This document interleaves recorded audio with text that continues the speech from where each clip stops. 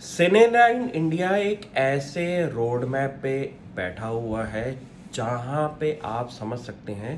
कि कंपनी का पूरी की पूरी टर्न अराउंड स्ट्रेटेजी अगर प्ले आउट हो जाए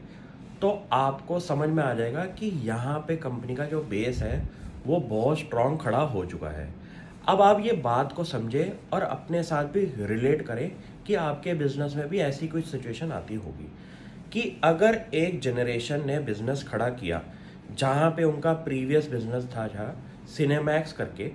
उन्होंने वो बिजनेस को सेल आउट किया था पीवीआर इंडिया को कि कंपनी अब एक सिनेमा बिजनेस से हट के उनको लीज करती थी पीवीआर सिनेमास को।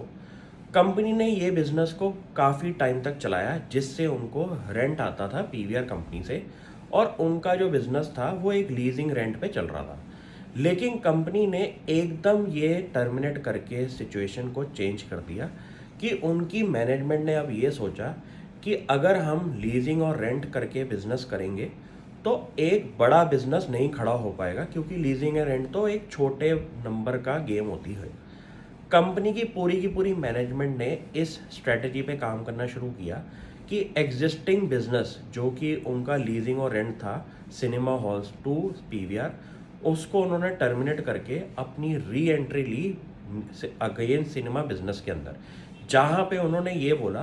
कि जितने भी उनके पीवीआर को रिलेटेड सिनेमा हॉल्स थे उसको वो चेंज करके एक तो सबसे पहले मूवी मैक्स करेंगे, और कंपनी ने अपनी री एंट्री जो ली थी उससे पूरी की पूरी कंपनी की स्ट्रेटजी आपको समझ में आ सकती है कि एक जनरेशन ने एक बिजनेस को एक लेवल तक खड़ा किया, दूसरी जनरेशन ने आके उस बिजनेस के अंदर अपनी पूरी की पूरी स्ट्रेटजी को चेंज करके कंपनी को टर्न अराउंड करने की कोशिश करी है।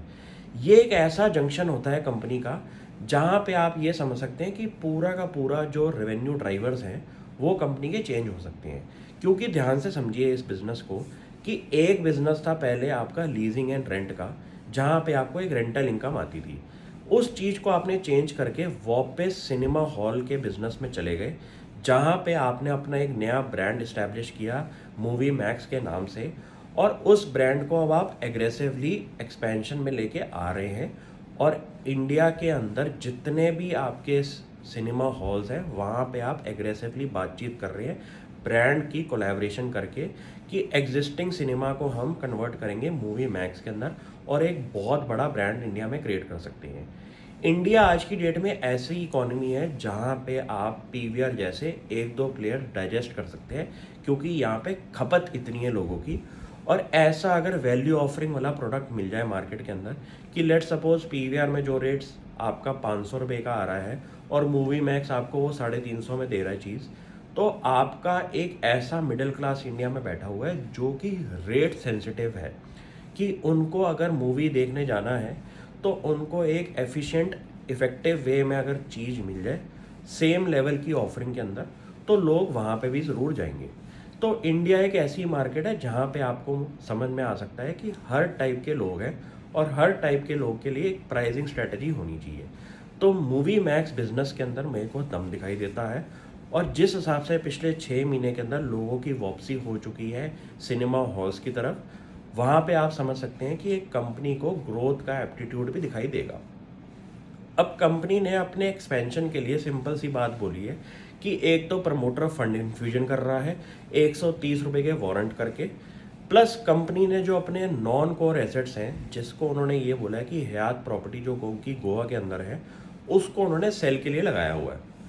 उससे एक्सपेक्टेड रियलाइजेशन अराउंड 350 करोड़ की है। अगर वो पैसा कंपनी के अंदर वापस आ जाए तो मुझे लगता है कि कंपनी अपने एग्जिस्टिंग डेट रीपेमेंट को मैनेज कर पाएगी, प्लस कंपनी अगर उस रीपेमेंट को रेगुलर इंटरवल्स पे रखे और इस पैसे को एग्रेसिवली एक्सपेंशन में लगा दे,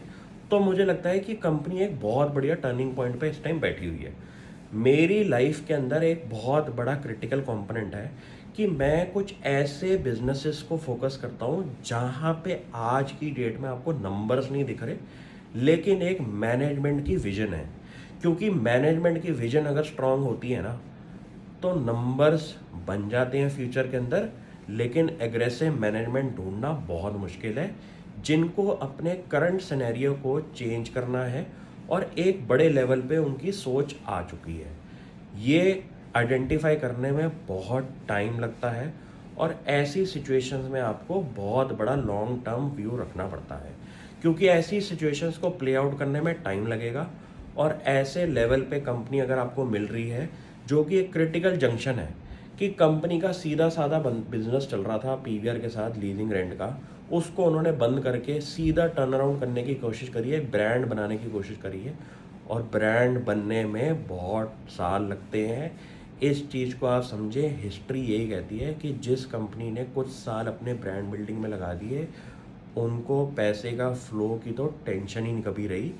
इस चीज़ को आप आराम से समझना कि ये बिज़नेस आज की डेट में आपको नंबर्स नहीं दिखा रहा, क्योंकि अगर कंपनी का कोर कंपोनेंट फाइनेंस कॉस्ट का है और कंपनी एक्सपेंशन कर रही है, तो कंपनी के आपके पैट नहीं दिखाई देंगे। लेकिन ये पैट उसी टाइम चेंज हो जाएंगे जब कंपनी अपनी डाइवेस्टमेंट कर देगी हयात होटल गोवा की, और उससे जो कैश आएगा कंपनी उससे अपनी डेट रिपेमेंट करे। ये एक स्टोरी थीम पे मैं काम करता हूँ,